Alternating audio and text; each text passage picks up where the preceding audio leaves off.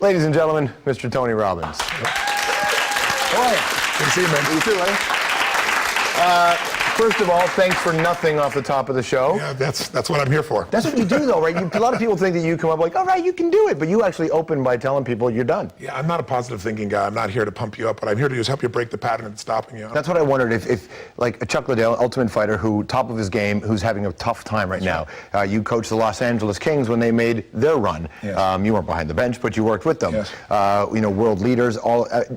Can you approach people the same way? Or even though patterns have developed, do you have to go at everybody very differently? Well, everybody has a different personality, different beliefs, different values, different cultures. But we have the same human needs. And our nervous system functions the same way. So, for example, when you're turning around an athlete, we've all seen an athlete walk out and you think he's going to miss the shot. You know it. You can see it in his body. He's missing that certainty, that complete edge. And that's a state. So I don't know if you're on the show, it's ever happened to you, but it happens to most people. You say something, and after you say it, you think, how did I say that? I can't believe I said that. It was so stupid. Every day of my life, bro. Yeah, right. So every day is like that. But you have other times, I know you do, I've seen it, where you're like in the flow and you know it, where you say something or it comes through you and afterwards it's like, that was me. I don't know how I did that, but I'm impressed with myself. That state of mind can be triggered. So I'll give you an example. I took Andre Agassi years ago when, like 91, 92, he'd been #1 and dropped down to 32nd. Yeah. And they brought him to me and he was not happy and he's working on his swing. And I said, Andre, when you hit a tennis ball perfectly, you're not thinking about your swing. There's a state. So I show him films of when he won at Wimbledon, when he had this thing called hair, and he walks in a certain way and he owns it and he looks at the other side and he's got this look in his eye. So I show him what he does both physically and his focus. And then I contrast that to what he did when he lost, in the French Open. And he's destroyed there, different body. And you find those triggers, and once you know those triggers, you can change the state. So for example, somebody's depressed, you know what their body's like. Where's their shoulders? Where's their head? Down. Talking loud or quiet? Fast or slow? Slow. That's true. And that biochemically changes you. So most of us use drugs to change our biochemistry. We live in, it appears to be the over-medicated generation. Appears? Yeah. Everybody I know is on something, man. I mean, in fact, you go out to a party and someone's like, I got a bit of a headache, here, try Xanax. That's not for headaches, try it, it'll help. And I imagine that weighs into what you do. I assume there are a lot of people who just try to mask, or not even mask, sometimes I guess the medication does help. I'm not a doctor, I don't know. Yeah. But from your perspective, you see this. Well, I'm sure the places where it's a necessity, but there's no question we over-medicate. If you look at the statistics on what we've done to our kids in the last 10 years, whether it be Ritalin, you can go to any drug and you can see that it's exploded, and it's been marketing. And it's also, I think, us not taking responsibility. We're all so busy. People have got so many emails and so many voicemails, and they're just trying to get through the day. We don't talk to anybody anymore. It's like, I don't want to talk to them, we just communicate to them. Yeah. It's kind of a bizarre thing. Let me text to them, let me just leave a message on their Facebook or whatever. So I do that all the time. And I'm not saying it's wrong, but I'm just saying the biggest thing that's missing for meaning is depth. Yeah. Most of us have so much breadth, but not as much depth. And that's when life starts to feel alive. And without that depth, you learn for something to try and get out of the fact that you don't feel that meaning in your life. And that might be food or it might be drugs. How many people do you know that take antidepressants and they're still depressed? Yeah. I get people who come to my Date with Destiny seminar. I had a gentleman get up who was maxed on all forms. He had Prozac, Zoloft, everything. And at the very end, he's totally depressed. I found out that he's a psychiatrist who supervises other psychiatrists in the area of depression. So that's why he gets all those prescriptions. But by the end, we got to the cause. The cause is when your life doesn't match your expectations, you're going to be in pain. Like if you look, anybody looks at an area of your life that you're happy in would be what? What's an area you're pleased in? I like my job. Yeah, I would think that was pretty obvious, right? So right now, why do you like your job?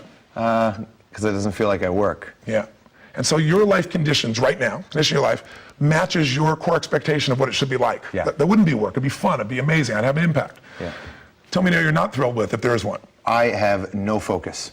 Really? Yeah, I can't focus on anything but this job. Oh, okay. Well, the rest of my life's a disaster, man. Tell me now you're not pleased with specifically the rest of your life. I can't sleep. Can't sleep? Yeah. Oh, interesting. Why? I don't know. It's been like 20 years. Interesting. Well, if you can fix this, I'm willing to do it on air. I'm willing to do it on air. Well, since I sleep very often 3 or 4 hours a night, I'm not a good guy to do the training for you. Fair enough. But part of that process, if we took an area of life, let's say whatever area, your relationships, your life, anybody tells me an area, my relationships are not where I wanted to be. Yeah. The reason they're unhappy is their life conditions don't match how they think it should be. So I'll give you an example. A woman is very depressed. She's got all these medications. I start talking with her. I dig under to find out what is her mindset, what's her blueprint, what's the real problem. Find out that she's 61 years old. She always believed she had to have 3 children. They're going to be perfect, and she'll happily live ever after. She's been married twice. She's never had children. She's 61 years old. So no matter what happens in her life, that core expectation can't be met. So barring a medical miracle of changing her physiology, she has to change that blueprint. She has to change that set of beliefs, that set of rules, or she'll never be fulfilled. So what I look for is, where is it your blueprint strong? Because everybody's got a strong area. Where is it weak? And then how do we shore it up? How do we either change the conditions of your life, change your body, change your relationship, or how do we change your blueprint to something that has to do with reality so you can enjoy your life again? Did you reach bottom? Well, I did. I reached bottom when I was 19. I missed it when I was 21, a couple different times. Yeah. I don't think there is a bottom for people. I think you go through stages of life where you have to reevaluate yourself. I mean, you asked me, backstage, you seem like you're a little different than how you were. Well, I think a lot of people get locked into, they saw you one way, it was an infomercial, and I do have a lot of energy, and I am completely over the top. That's if you're going to hold an audience for 50 hours in a weekend. Yeah, you got to be Kiss, man. You got to be like that, David Lee Roth. Well, hopefully you're more than that. No disrespect to Kiss. But you've got to be able to meet all those people's needs who won't sit for a 3-hour movie, and you got to be able to do everything, and you got to use the body. So I think people lock me into that place. But also, when you go through the loss of your mother. I know your mother's very close to you. Mine was as well. 3 fathers in my case. Yeah. When someone tells you, pardon me? You buried 3 fathers. You still have a tumor. I do. And so you had a tumor on your pituitary gland. Mm-hmm. And how old were you when you found out? 31, 32. Yeah, okay, that's going to mess you up for a bit, right?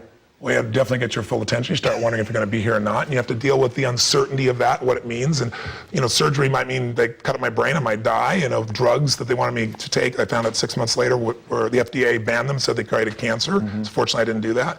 I went through the changes in relationships. I got married when I was 24 years old to a wonderful woman, but she was 12 years my senior, had been married twice before, and I adopted her kids. So I was 24 years old with a 17-year-old son, an 11-year-old daughter, a 5-year-old son, and a kid on the way. So all those experiences in life give you the richness of your life, the pain and the pleasure that you pull from to hopefully make a difference for other people and enjoy your life and find meaning in your life. Okay, we're gonna that relationship, the sort of fateful way you met your new wife and how that changed your life. She's not new. Well, new-ish. It's almost 9 years. You're second, and a whole lot more. We got more to get into with Tony Robbins. The Hour will be right back. All right, you're back here on The Hour. We continue to hang out with Tony Robbins. In the commercial break, he's fixed my life. Completely and utterly fixed my life. I suspect you get calls from lots of different people. And do you ever get a call and you're surprised? They're like, hey, I can't believe that person needs me or wants to talk to me.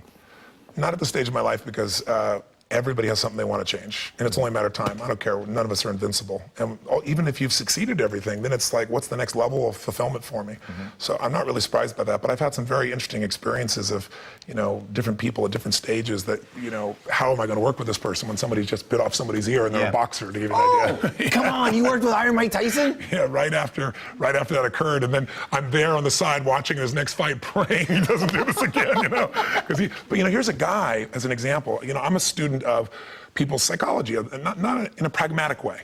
Not let's analyze your past, but let's look at what's really real and what's governing you today. And he was one of the most surprising people I ever met. I've been with Nelson Mandela, Mother Teresa, I've been amazing human beings that I respect.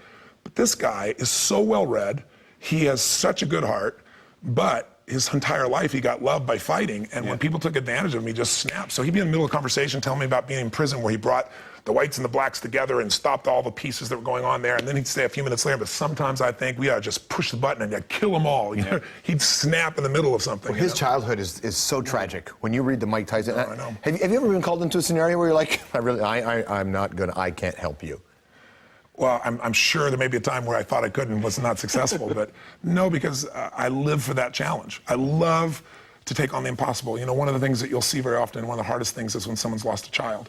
I get the phone call when the athlete's burning down on television, when the child's going to commit suicide, and I haven't lost one out of thousands in 30 years. And that doesn't mean I won't someday, but not one, because of understanding the needs. But the hardest part is when a child's already gone.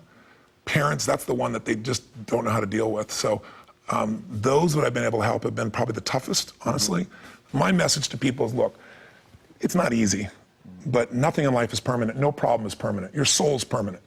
Nothing is so pervasive that you can't recover from it if you change your psychology and if you're willing to do something and get outside of yourself. And so that thought process kind of guides me if I'm working with somebody. I don't think I ever come to a point of I'm going to surrender or not take it on. Has President Bush called you and said, help me with Iraq? What do I do here? No, he's not. Could you help him? I'm not a fan of President Bush, like most humans, I think, at this stage. But I wonder how much, and I ask you that, in that, do you need to be liked? Do you want to be liked? I think I want to be loved. I think everybody wants to be loved at some level. But I think up until I met my wife, almost 9 years ago, my Bonnie Pearl, my sage, she changed my life because she loved me for me. It wasn't what I did. Mm-hmm. I can remember being on stage. She wasn't a fan of you, was she? Not even slightly. She thought, well, these people are messed up. Who's this Tony Robbins guy? She thought, Mr. Success. I had glued hair and, that stuff. She finally got me to cut my hair, thank God, something. But we fell in love in a different way, not an attraction, like a spiritual connection where I saw her across the room, walked across, and you are so beautiful. I mean, inside beautiful. And then we're friends for 6 months while I dated other people and became really deep friends. So you're obviously, you want to be touched by life and all that stuff. People come to you and expect you to help them get through their life. When you go through tough times and failures personally, do people have a false expectation of what your life should be like? I think we're in a society today where we love to build somebody up and tear them down. I don't know if you've been through that stage yet, but I'm sure you will be. It's just part of our society today. So, but also that makes you look at your life differently. I started telling you, probably a moment in my life, you want to talk about a failure. I can remember being on stage in the Continental Center in New York City, and I had 18,000 people, which in those days would be a dream to have that many people. And I want to make it like a rock concert. You won't sit for a 3-hour movie. I'm not going to hold you for 12 hours. I got to deliver. You can vote with your feet in any moment. So it's been a killer day, and people are out of their minds, and people are so generous. They come up and hug you and love you. And that same day my company went public, I made $400 million, on paper that day. Yeah. So it should have been like the greatest victory, and emotionally, physically, financially, contribution. And I went home and I was depressed. And the reason I was depressed is, on stage, that was me. But when home, I was always mitigating because I was too loud, I was too this, I was too that. Mm-hmm. And I had to make that decision to say, you failed miserably in this area. Someone else may be happy, but if you're not happy, what is this all for? Here's my last question. Tom Cruise, Magnolia. Did he call you? No, he didn't call me. When you saw that, what did you think? Well, I saw parts of it, obviously, that were an exaggeration of my work. And then there's another gentleman I know that he actually went and modeled, worked with men on picking people up, and it was just it was a fascinating thing to watch. But no, it wasn't terribly exciting, and no, he did not talk to me. He was not coached by me, we'll put it that way. There you go. Nice to see you. Thanks for coming in. Good to see you, too. Tony Robbins, everybody. Awesome. Lots more to coming down, my friends. See you right back.